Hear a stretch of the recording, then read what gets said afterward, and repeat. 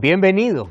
Yo estoy aquí junto a mis amigos que me acompañan de diferentes países para estudiar un capítulo más del libro de Apocalipsis.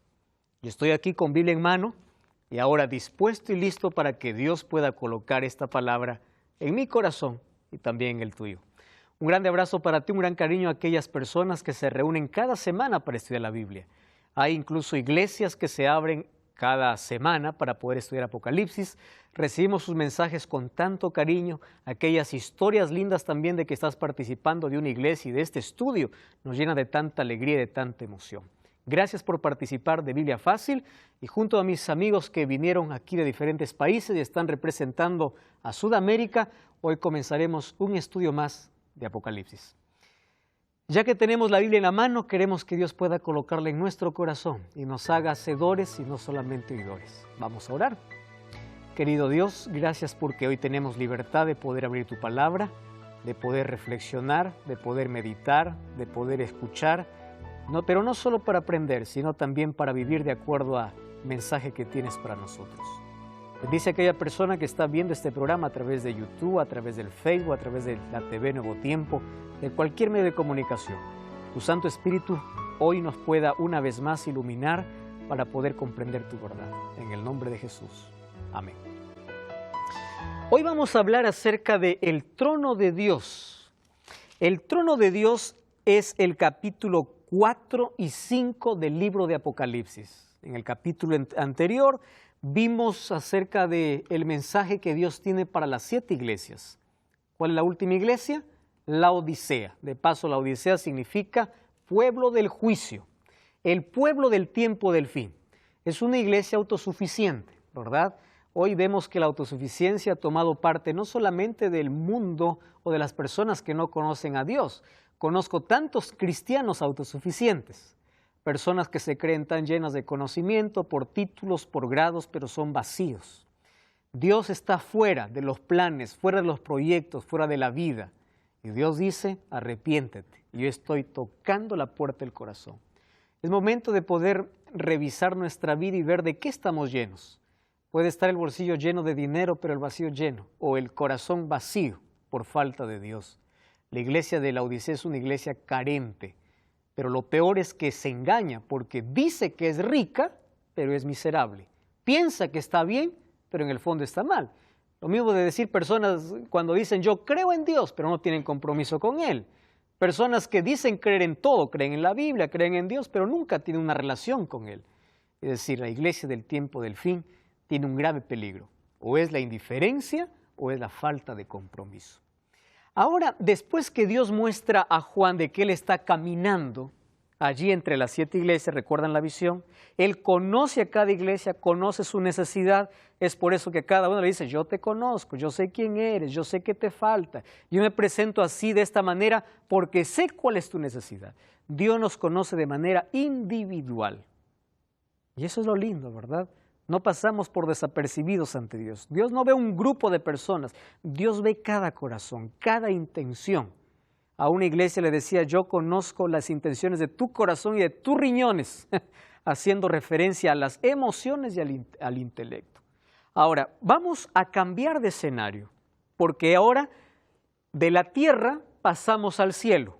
Y es la visión que hoy Juan nos va a compartir, el trono de Dios. El planeta es gobernado por Dios, no está entregado al caos. Hay muchas personas que piensan que Dios se olvidó de este planeta, que nadie está al control de este planeta. Y ellos dicen, si Dios estuviese al control de la humanidad, ¿por qué existe tanto desastre, verdad? ¿Por qué hay tanto dolor? ¿Por qué sufrimiento? ¿Por qué hay terremotos? ¿Por qué hay guerras? ¿Dónde está Dios para que pueda controlar todo este asunto? Entonces, hay una lucha aquí en este mundo entre dos fuerzas, la de Dios y la del enemigo. Los dos buscan ser adorados, pero el deseo del diablo es desfigurar el carácter de Dios. El carácter de Dios es amor. Entonces el diablo provoca calamidades para luego culpar a Dios. La gente cuando culpa a Dios por cada desgracia, el diablo celebra, porque de esa manera, ¿qué cosa consigue el diablo? Desfigurar el carácter de Dios, hacer ver que Dios es cruel, es malo o que Dios perdió el control de la humanidad. Ahora, Dios está al control, pero la pregunta es, ¿cómo va a estar al control si hay tanto sufrimiento y de gente inocente, de gente buena? Ustedes ya vieron la injusticia, gente buena que sufre, gente mala que parece que les va bien en la vida. Entonces, ¿cómo podemos responder a esta pregunta del sufrimiento? Todos sabemos que el sufrimiento entró por causa del pecado. En sí, nosotros estábamos condenados a morir. Jesús nos dio esperanza con su muerte. Él nos redimió para poder librarnos de esa condenación. Cuando aceptamos a Cristo, nosotros estamos pasando de muerte a vida. Pero el sufrimiento es una realidad en este mundo. Jesús nos prometió que en este planeta vamos nosotros a vivir felices. Y yo les voy a decir aquí 5 razones por las cuales Dios permite el sufrimiento. Ustedes deben entender la diferencia entre causar y permitir. Causar es provocar. Dios no provoca el sufrimiento. Dios permite el sufrimiento. Pero el sufrimiento es permitido por lo menos por 5 razones. Vamos a comprender de manera breve. Primero, en medio del dolor nosotros sabemos quiénes somos. Les voy a hacer un ejemplo. Job y su esposa. Job perdió en un día todo. Perdió sus hijos, perdió sus riquezas materiales, perdió sus tierras, perdió todo. En un día. Ahora miren, la esposa de Job también perdió todo porque era una pareja, ¿verdad? Pareja de esposos. Es decir, los dos pasaron por la misma situación, por el mismo dolor, pero miren la reacción. Job dio gloria a Dios. Y la mujer dijo, maldice a tu Dios y muérete. Miren la diferencia. Los dos pasaban por la misma situación, pero uno en el dolor da gloria a Dios y el otro maldice a Dios. El dolor nos revela cuál es nuestro carácter o a quién tenemos en el corazón. Número 2, con el dolor nosotros nos damos cuenta lo peligroso que es el pecado. Les voy a hacer un ejemplo. ¿Ustedes imaginan cómo sería el mundo sin dolor, sin hospitales, sería un paraíso, ¿verdad? Entonces nosotros no entenderíamos qué es pecado. ¿Por qué? Porque el pecado no trajo consecuencias. Cuando hay dolor, el dolor nos explica lo peligroso que es el pecado. Sin el dolor, nosotros no explicaríamos cuán peligroso es el pecado. Todo sería de maravilla. Y número 3, el dolor hace que podamos correr a Dios. Hay lecciones que no aprendemos en la vida, menos que no pasemos por un momento doloroso. Entonces, una situación que puede provocar destrucción al ser humano puede resultar en bendición, porque en lugar de destruirnos, nos hace refugiarnos ¿en quién? En Dios. Número 4, el dolor hace que podamos fortalecer nuestra relación con Dios. Eso es lo lindo. Conocí una señora que decía, pastor, nunca oré tanto en mi vida como desde cuando me enteré que tenía cáncer. Nunca oré tanto. El dolor nos hace aferrar a Dios. Y número 5, si en el mundo no existiera dolor, nadie quisiera estar en el cielo. ¿Para qué? ¿Verdad? Yo estoy feliz aquí. Aquí no hay dolor, aquí no hay sufrimiento. ¿Para qué quiero Dios? ¿Para qué necesito del cielo si la tierra es sin dolor? Entonces, el dolor no es causado ni provocado por Dios, pero es permitido por Dios, porque a través del dolor también somos alcanzados. Pero Dios está al control del universo. Ahora, el capítulo 4 nos traslada de la tierra al cielo. Ahora, no aparece Jesús caminando como sumo sacerdote entre las iglesias, sino aparece como rey. Capítulo 4, la escena se traslada al trono celestial. El trono está rodeado por seres celestiales para celebrar una ocasión especial, un evento específico y decisivo en la historia del universo. ¿Cuál es? Es que aquí Juan está a punto de ver cómo Cristo es exaltado y glorificado después que subió al cielo. La Biblia dice que fue a la diestra del Padre. Ahora, ¿cómo sucedió ese evento? Eso nos explica.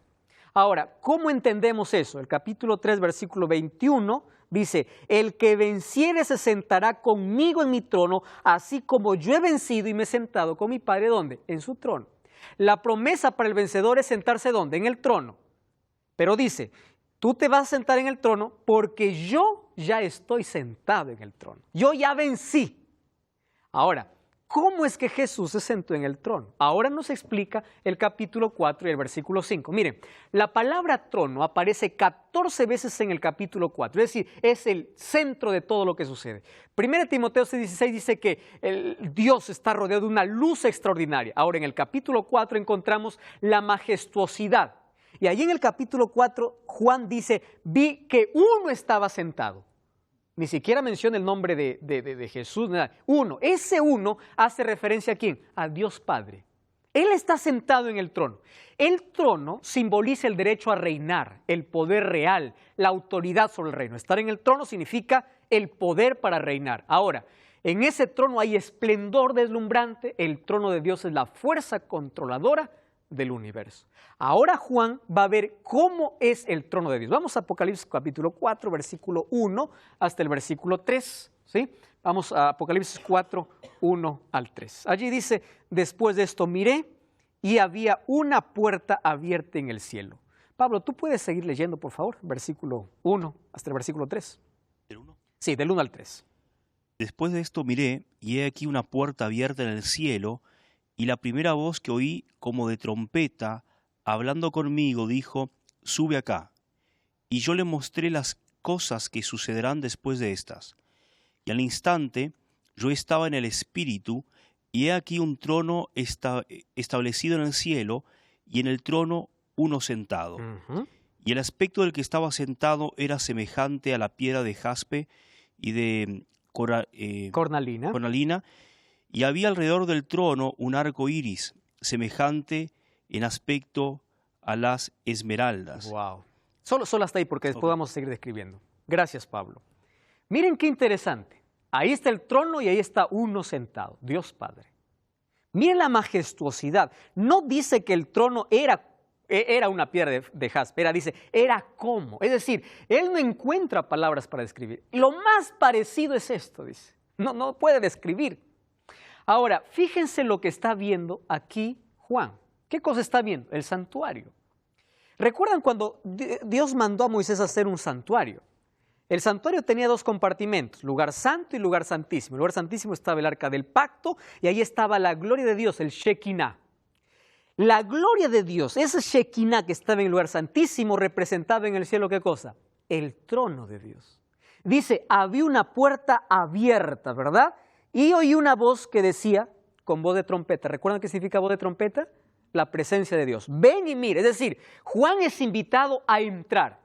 Y no solamente Juan fue invitado. Recuerdan cuando Isaías también fue invitado. Y Isaías capítulo 6 también vio el trono de Dios. Daniel en el capítulo 7 también vio el trono de Dios. Ahora, si nosotros unimos todas esas referencias, aquí en Apocalipsis nos va a dar una idea extraordinaria de cómo es ese trono. Mas no está descrito de manera perfecta, porque está en un lenguaje humano, que no puede describir la perfección de allá, pero nos da una idea de lo que significa ese trono. Dice allí que en el trono, ¿qué cosa había? Un arco iris, ¿verdad? Y había, dice, un arco iris. ¿Cuándo comenzó el arco iris en la historia de este mundo? Con Noé. ¿En qué momento? Después del diluvio. Dios hace una promesa. Arco iris es igual a ¿qué? La promesa. ¿Cuál era la promesa que Dios hace? Nunca más será la tierra castigada con agua, ¿verdad? Entonces, cada vez que llueve, dice tú vas a ver mi arco entre las nubes. Hoy el arco iris es usado como símbolo de una perversión. Sin embargo, es la representación de la promesa de Dios. Ahora, fíjense, ¿por qué es que el arco iris está encima del trono? El arco iris en sí es una ilusión óptica, ¿verdad? Uno ve el arco iris y uno se acerca y dice, va a abrazar el arco iris, y de pronto no abraza nada, es una ilusión óptica. ¿Por qué? Porque el arco iris es la unión ¿de qué? Del agua con la luz del sol. Es decir, es la mezcla de dos elementos, agua y luz del sol. ¿Qué representa el arco iris en el trono de Dios? Vamos a ver lo que dice el libro de Salmos capítulo 97, versículo 2. Karina, ¿puedes leer, por favor? Aquí dice, ¿qué dice Salmos 97, 2? Toma el micrófono allí. Salmo 97, 2, dice así. Son la base de su trono. Justicia y misericordia. Correcto. Entonces, hay dos cosas que es la base del trono de Dios. ¿Qué cosa es? La justicia y la misericordia. ¿Cómo es formado el arco iris? Por la unión de ¿qué? Del agua y del sol. Justicia y misericordia, así como el agua y el sol, se mezclan para armar un arco iris. En el trono de Dios está mezclado ¿qué cosa? La justicia y la misericordia. En el trono aparece el arco iris como símbolo de su promesa y de su justicia y misericordia. Satanás anheló ese trono. Él quiso el trono de Dios. Por eso él se rebeló contra Dios. Sin embargo, allí nosotros encontramos algunos elementos interesantes, ¿verdad? Miren el versículo 4. Vamos a Apocalipsis capítulo 4, el versículo 4. Dice así: alrededor del trono habían 24 tronos. Interesante. Había un trono principal. ¿Y qué más había? 24 más. Y en los tronos vi sentado, ¿a cuánto dice? 24 ancianos. La palabra anciano en la Biblia significa un ser digno, autoridad, ¿correcto? No significa alguien que esté en la parte final de la vida. 24 ancianos vestidos de ropas blancas con coronas de oro en su cabeza. ¡Wow! Ahora, si el arcoíris representa la justicia y la misericordia, ¿a quién representan los 24 ancianos? Vamos a ver sus características. Número 1, están vestidos ¿de qué? De ropas blancas. Número 2, tienen corona de oro. Pregunto, ¿a quién prometió Dios vestiduras blancas y coronas de oro?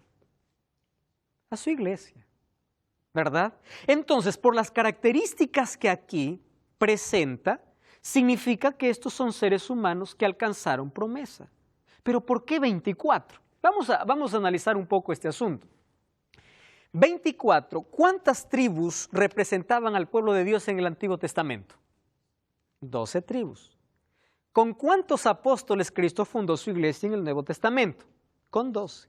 12 más 12, ¿a cuánto da? 24. Quiere decir que los 24 ancianos es una representación del pueblo de Dios en toda la historia, tanto del Antiguo como del Nuevo Testamento. 12 igual a 24.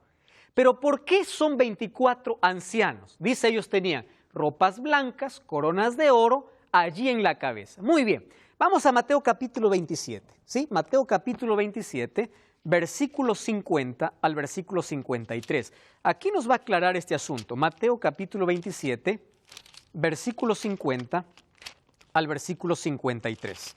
Miren lo que dice, este texto es impresionante. Mateo 27, 50 al 53. Dice así: Jesús, habiendo otra vez clamado a gran voz, entregó el Espíritu. Entonces el velo del templo se rasgó en dos, de arriba abajo. La tierra tembló, las rocas se partieron. ¿Está?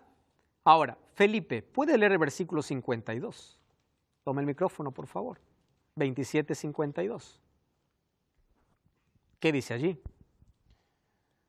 Y se abrieron los sepulcros y muchos cuerpos de santos que habían dormido se levantaron. Wow. ¿En qué momento ocurrió esto? Cuando Jesús murió. Entregó el Espíritu. ¿Qué más dice? El templo se rasgó, sepulcros se abrieron y muchos cuerpos de santos que habían dormido se levantaron.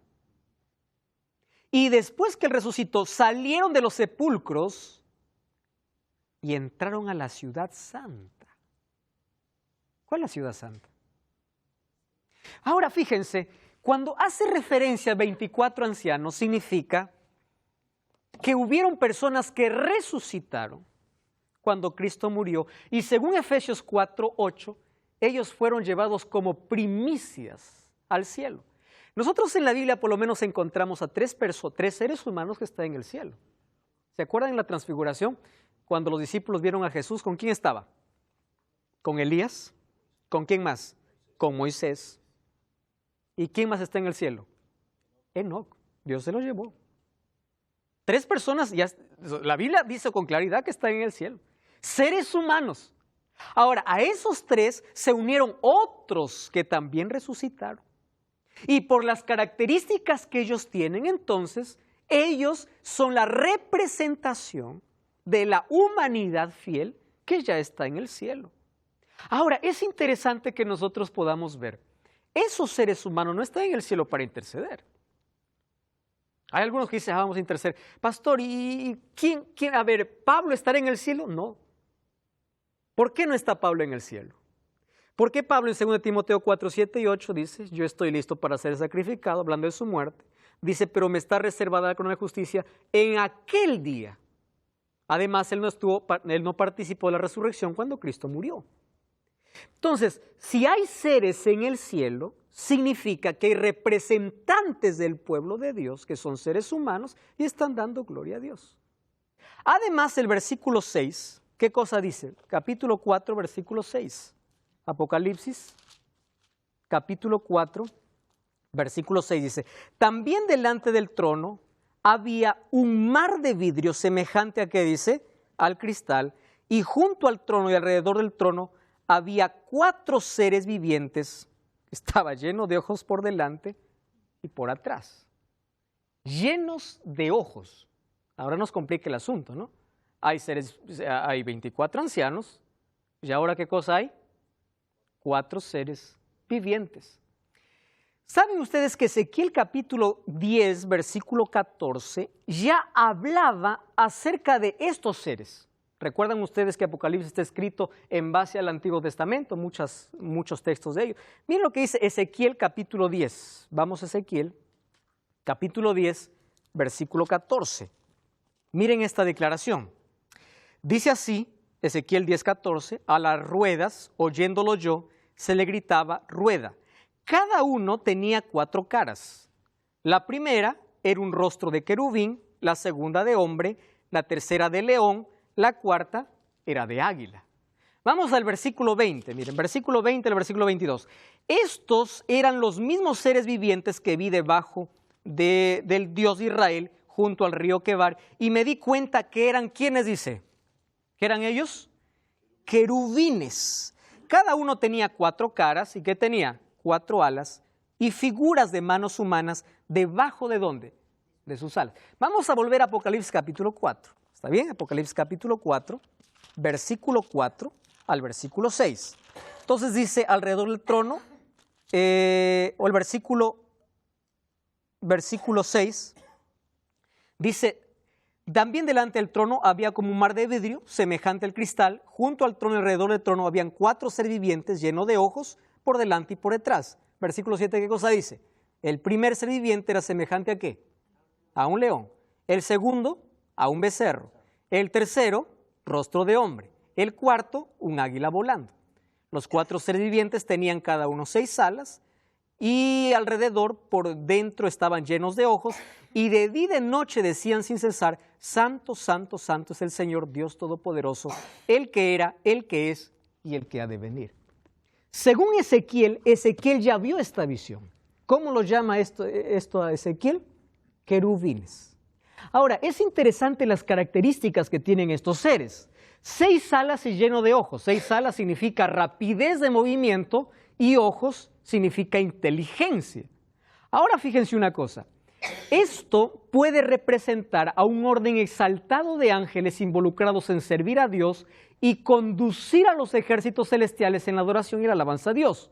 Porque allí dice que todos ellos decían, Santo, Santo, Santo. Además, las características de estos seres vivientes son las características que se dan a los ángeles. Por ejemplo, Salmo 103:20 dice que los ángeles tienen fuerza como león.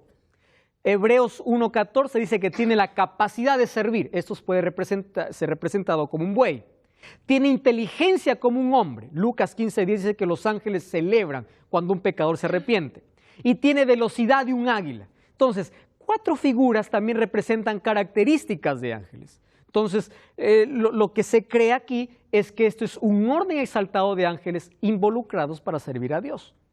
Pero también se dice que estos 4 seres vivientes, según la visión de Ezequiel capítulo 1, versículo 4 a 10, puede representar al pueblo de Dios en el Antiguo Testamento. Representar, pero son seres que existen, ¿correcto? Pero representan al pueblo de Dios en el Antiguo Testamento. 40 años estuvo en el desierto, 41 veces se movieron. Ahora, ellos tenían una manera interesante de ser organizados. Cada vez que el campamento se movía, ellos tenían 4 tribus líderes, ¿verdad? 4 tribus líderes. Cuando ellos se instalaban, el santuario estaba en el centro y las 4 tribus rodeaban allí el santuario. ¿Quiénes eran esas 4 tribus líderes? Era Judá, Efraín, Dan y Rubén. Se dice que estas 4 líderes tenían 4 símbolos. Por ejemplo, Judá tenía como símbolo el león. La Biblia menciona al león de la tribu de Judá. ¿verdad? El símbolo de Judá era el león, de Efraín era el buey, de Dan era el águila y de Rubén era un rostro humano. Entonces dice que ellos pueden representar, no es que son, representar al pueblo de Dios en el Antiguo Testamento. ¿Significa que el pueblo de Dios en el Nuevo Testamento no tiene representación?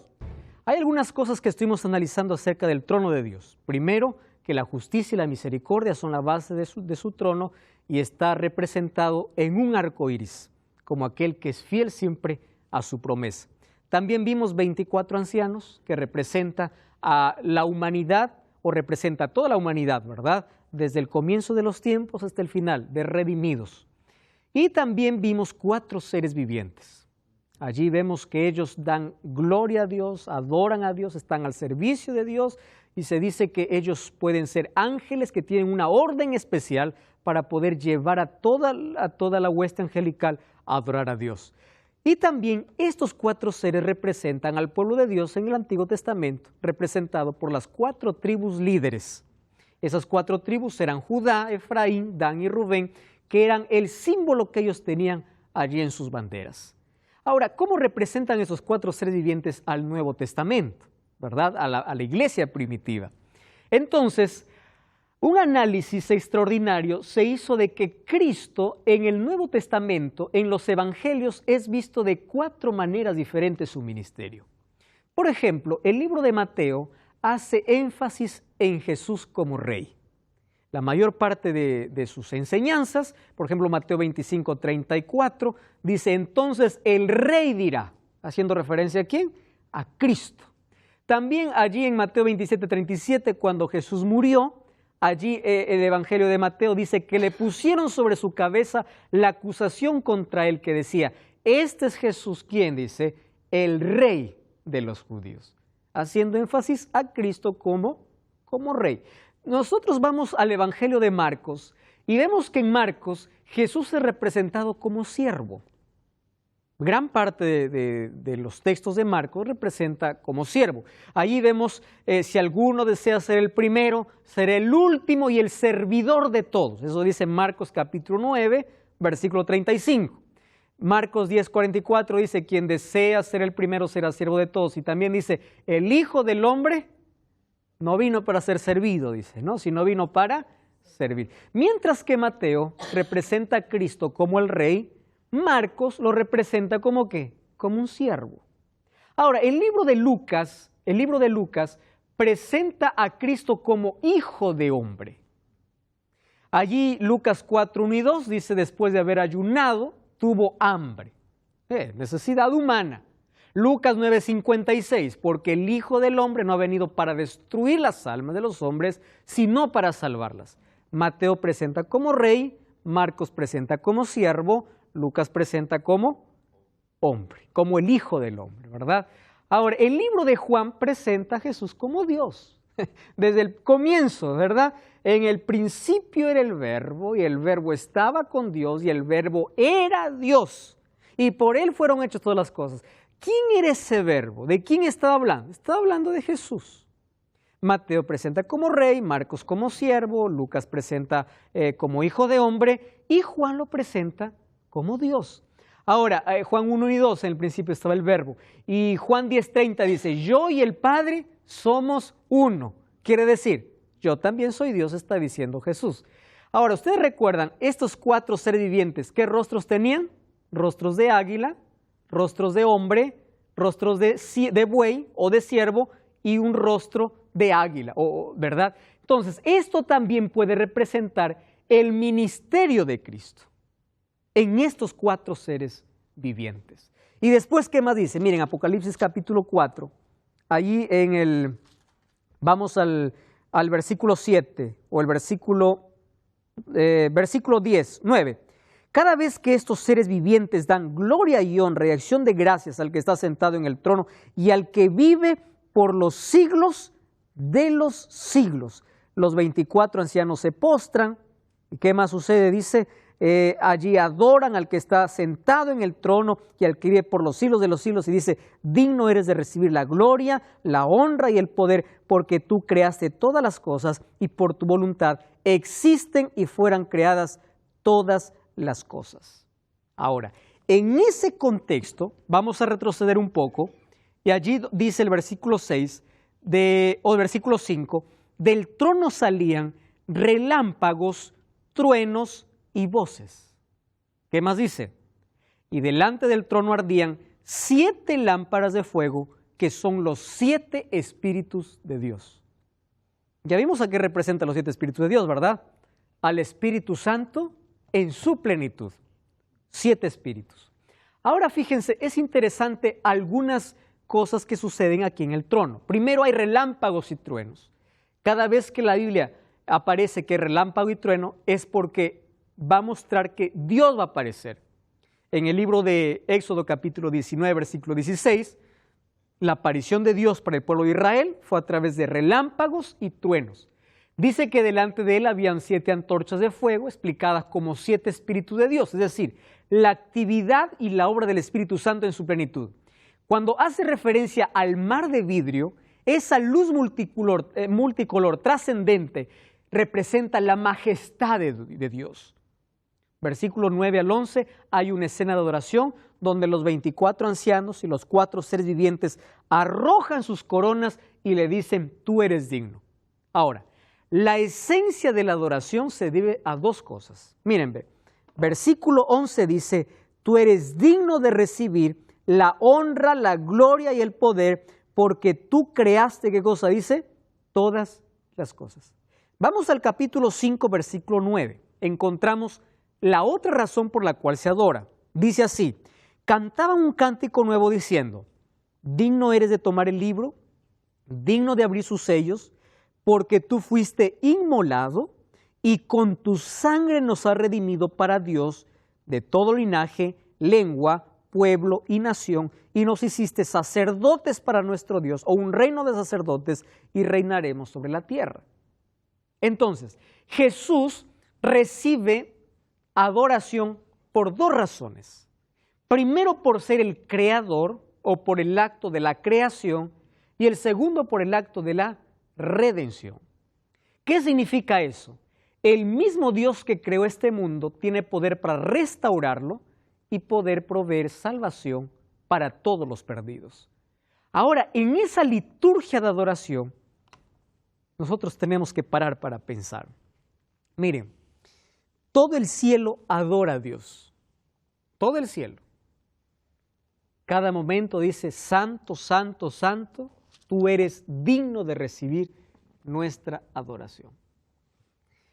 El libro de Apocalipsis nos presenta como uno de los temas principales, el tema principal es el regreso de Cristo, pero uno de los temas principales también que acompaña el regreso de Cristo es el grande conflicto que está aquí en la tierra. ¿Y cuál es el conflicto que ocurre aquí en la tierra? La discusión entre los 2 poderes, poder de Dios y poder del diablo, es la lucha por una sola cosa, por la adoración. Si ustedes se dan cuenta, las cosas que hacemos en esta vida no tienen que ver con nuestros caprichos y gustos, tienen que ver a quién adoramos. Existen personas que se adoran a sí mismos. Existen personas que adoran abiertamente a Satanás. Existen personas que adoran a Dios y por eso son capaces de sacrificar muchas cosas por adorar a Dios. Pero existen personas que dicen, yo no adoro a nadie, ¿verdad? Pero crean sus propios dioses. Es decir, el tema principal en esta tierra es adoración. Alguien me pregunta y dice, pastor, ¿qué tiene que ver que yo obedezca o no obedezca una parte de la Biblia? Es simple, le digo. Demuestras a quién adoras. Porque el asunto es adoración. Miren, el diablo siempre quiso ser adorado. El libro de Isaías capítulo 14 habla de que en el cielo él anheló el trono de Dios. Quiso el trono de Dios. ¿Por qué quería el trono de Dios? Porque quería ser adorado. Él quiere ser adorado. Cuando Jesús estuvo aquí en la tierra, ¿recuerdan lo que le dijo Satanás a Jesús? Cuando en la última tentación le llevó allí a la parte más alta y le dice, mira todo este mundo, le dice. Tú no necesitas ir a la cruz. ¿Para qué vas a sufrir? Adórame, ¿correcto? Adórame, yo te doy todo. ¿En qué momento se hizo dueño el diablo de este mundo? El momento que el ser humano le cedió autoridad, porque Dios regaló este planeta al ser humano para que lo pueda administrar. Pero el ser humano regaló o cedió esa autoridad. Y ahora Jesús dice incluso que Satanás es el príncipe de este mundo, porque el ser humano cedió esa autoridad. Pero más allá de eso, vamos a pensar en lo siguiente. Miren, en este mundo existe tanta filosofía humana. El humanismo, por ejemplo. El ser humano no necesita de nadie, porque dentro de sí tiene una fuerza. Él puede solo, él no necesita ni siquiera de Dios. Los seres humanos nos creemos dioses, mucho más en este siglo de tanta tecnología, de tanta información. El ser humano se cree Dios, por eso se independiza de Dios. En el año de 1859 apareció un libro que remeció prácticamente las raíces de todo el mundo que creía en Dios. En ese año aparece el libro que lleva por título El origen de las especies, creado por quién o escrito por quién, por Charles Darwin, dando origen a una nueva etapa en la vida en el mundo. Aquellos que ya querían sacar a Dios de la historia, ahora tenían un fundamento para decir: nosotros no necesitamos de Dios porque ni siquiera Dios existe. Es decir, todo este mundo fue creado, o el ser humano vino porque sus antepasados fueron primero renacuajos, luego fueron, orangutanes, y luego se hizo un ser humano. O sea, quitamos a Dios de todo, sacamos a Dios de la historia. Algunas universidades prohíben religión o la Biblia porque quieren sacar a Dios de la educación. Es decir, el ser humano, usado por el diablo, siempre ha querido tratar o ha tratado de sacar a Dios de todo. Lo ha sacado de su vida, lo ha sacado de sus escuelas, lo ha sacado de la historia, creyendo en la evolución. La evolución, ¿qué cosa te lleva a pensar? De que Dios no existe. Y si Dios no existe, tú no tienes ni origen ni propósito en la vida. ¿Desde qué momento el ser humano cayó en un vacío existencial? Desde el momento que creyó que no necesitaba a Dios en su vida. Desde el momento que sacó a Dios de su historia. Desde el momento que creyó en la evolución. Desde el momento que creyó de que este mundo es gobernado por la nada. O que yo puedo ser el autor de todo. Yo no necesito de Dios para vivir. Todo lo que el ser humano haga tiene que ver a quién adora. La adoración es el punto principal aquí en el capítulo 4, el capítulo 5 del libro de Apocalipsis. Alguien escribió lo siguiente: cuando tú pierdes la esencia de tu origen, tu vida cae en un vacío. ¿Saben qué cosa es preocupante? Hace algunos años incluso el Papa salió diciendo de que el libro de Génesis era un libro alegórico. Fue una noticia que movió al mundo. Quiere decir que el pecado es una alegoría. Si el pecado es una alegoría, Jesús es una fantasía. ¿Para qué necesitamos de Jesús si no hay pecado? Si el libro de Génesis es un libro alegórico, es un libro no real, es un libro simbólico, o es un libro que cuenta por ahí alguna historia que no fue real. Entonces, si no existe Génesis, no existe ni creación, no existe ni pecado, tampoco Salvador. ¿Se dan cuenta cómo el diablo ha tratado a través de toda la historia quitar la adoración que solamente es para Dios, cambiarla de dirección? ¿Hacia dónde? Hacia Él. ¿Y saben de dónde viene esta mentira? Desde el jardín del Edén. ¿Cuál fue la mentira que el diablo colocó en el corazón de Eva? Dos cosas. Primero le dijo: no morirás, no vas a morir.